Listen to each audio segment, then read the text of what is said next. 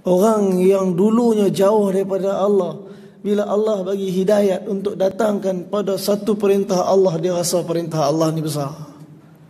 Tapi bila dia melakukan benda ni ulang, perasaan kebesaran tu mulai hilang dan cinta tu dia jadi biasa. Sebab tu dalam kitab At-Tawwabin disebutkan tentang satu orang lelaki, Sayyidina Bishr Hafi, Al-Imam Bishr Hafi rahmatullah alaih. Dia ni satu orang yang dulunya begitu jauh daripada Allah. Kehidupan dia dengan maksiat dan dosa, dalam keadaan dia Islam tetapi jauhnya dia daripada Allah. Hari-hari berlalu daripada kehidupan dia dengan arak. Kita tuan-tuan, orang Melayu, Malaysia ni kadang teruk mana tinggal sembahyang pun arak biasa. Kita tak berani nak sentuh. Kita tahu kesan dia. Tapi Bishr Hafi beritahu, hari-hari berlalu daripada kehidupan aku dengan arak. Cuma hari tu aku minum arak, aku mabuk. Bersama dengan kemurkaan Allah, dia melalui satu lorong. Dia nampak satu cebisan kertas atas lorong tu.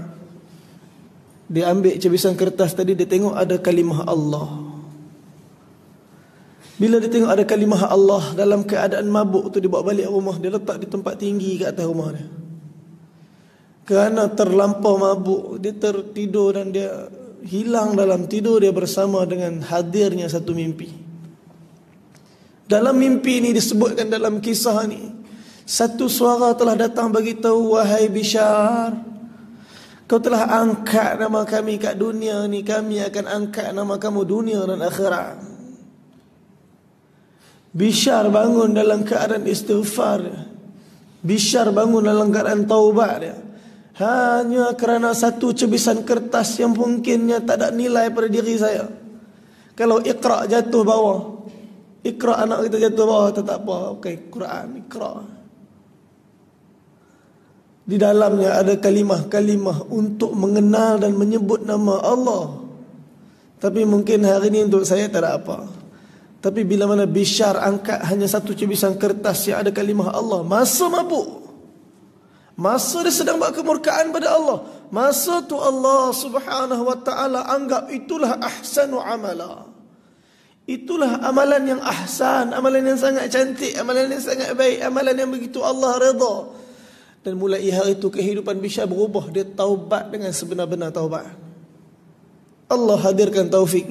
Bukan sekadar Allah ubah dia, hati dia, kehidupan dia, akan tetapi Allah menghadirkan kemuliaan kepada Bishr rahmatullah alaih. Dia digelar Hafi, yang berkaki ayam. Sebab apa? Sebab kalaulah Bishr lalu satu jalan, Allah akan menjadikan semua jalan yang dilalunya, kalaulah ada kekotoran dekat depan tu, bumi akan tenggelamkan kekotoran tu dulu dan dilalui jalan tu bersih. Allah mengangkat Bishr hanya kerana satu amal yang mungkin hari ini saya anggap amalan tu kecil, tetapi kita tak tahu di sisi Allah subhanahu wa ta'ala apa amalan yang besar. Allazi khalaqal mauta wal hayata liyabluwakum ayyukum ahsanu amala. Allah Ta'ala menciptakan kematian. Allah sebut kematian dulu yang Allah beritahu.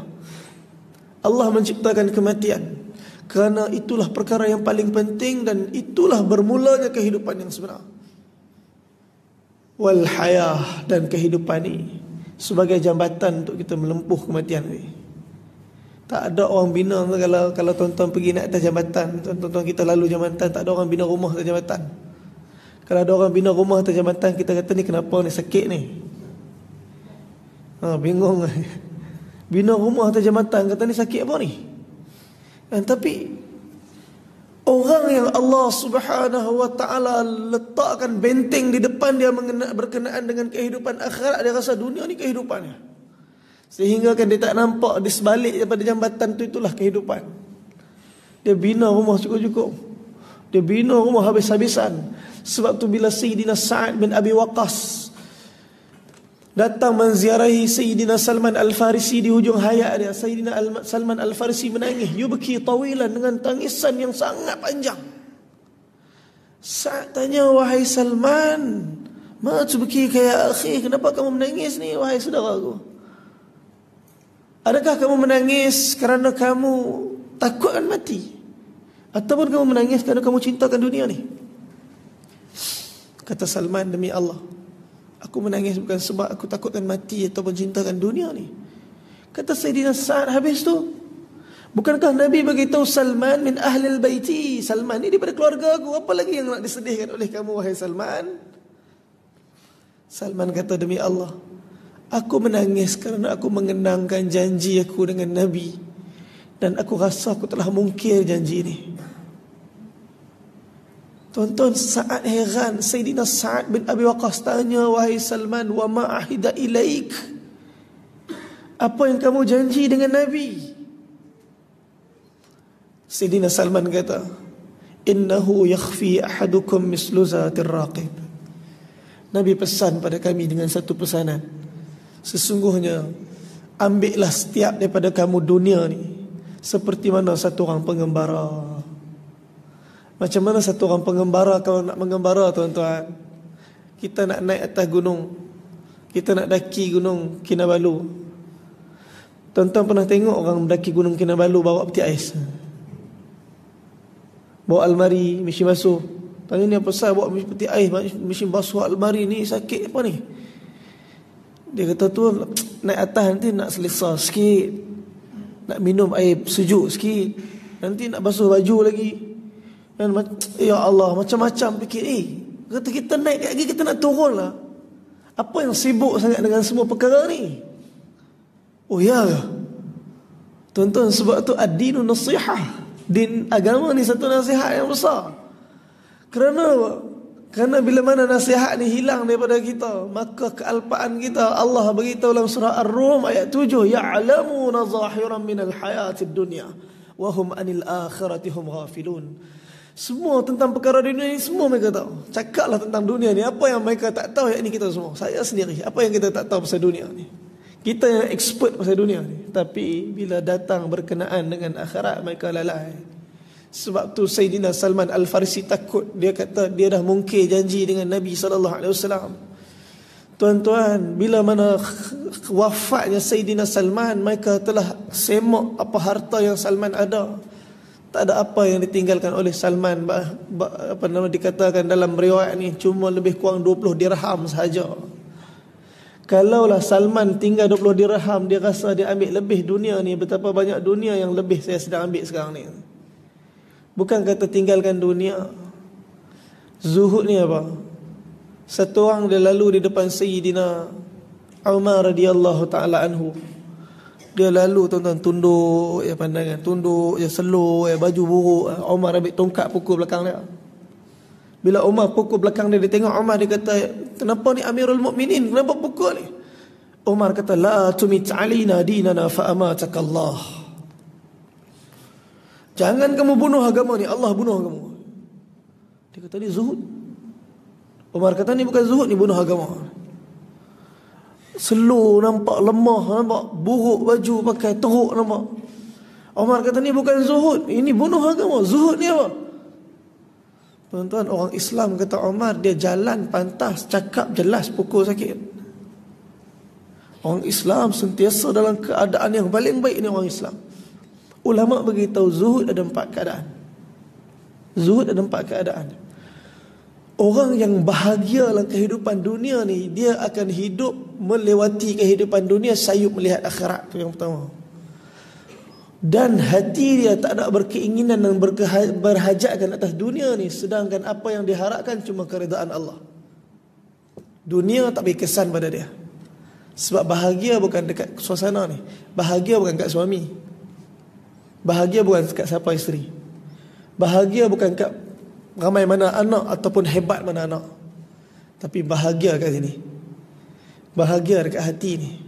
Bila mana hati buat keputusan untuk mencintai Allah, maka bahagia akan hadir dalam hati ni. Sebab tu ulama beritahu zuhud ada 4 keadaan. Zuhud yang pertama ialah seperti mana para sahabat radhiyallahu taala anhum ajma'in. Tak ada langsung kehendak hati terhadap dunia ni pada kehidupan mereka. Apa yang mereka ada, mereka telah bagikan kepada Allah dan Rasul. Tuan-tuan, ini zuhud yang pertama. Kalau nak bagi tamsil mudah, kalau tuan-tuan kita ada kereta sebiji, kita beli kereta sebiji. Apa yang ada, Yang kadar cukup lah. Contohnya kereta kita.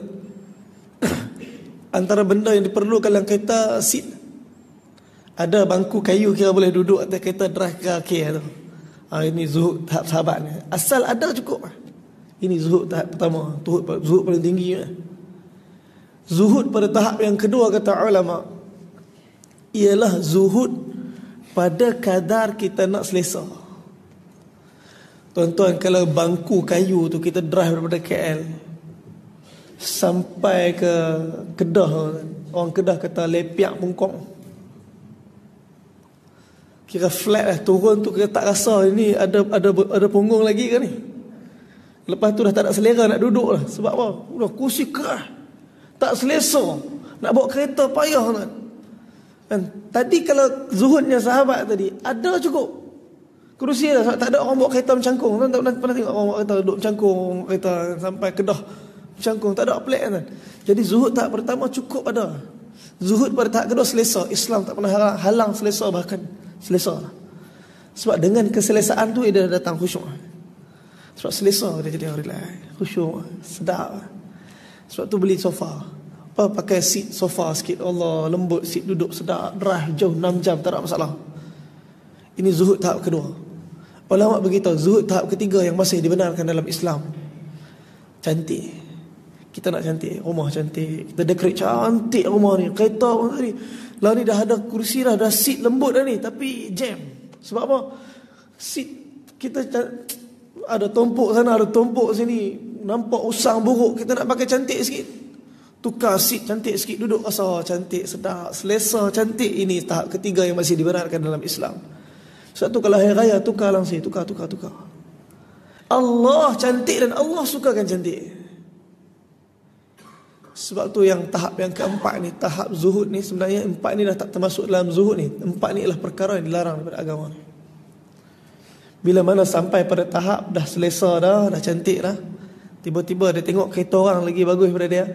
Oh, dia kata orang ni lagi bagus ni. Oh, ini tak boleh bang, kita tengah tukar leather seat ni. Baru sama ranking dengan kereta ni. Dia mula datang pada kadar kebanggaan. Tahap membangga-banggakan, ini lagi cantik. Masa tu inilah perkara yang dilarang oleh agama ni.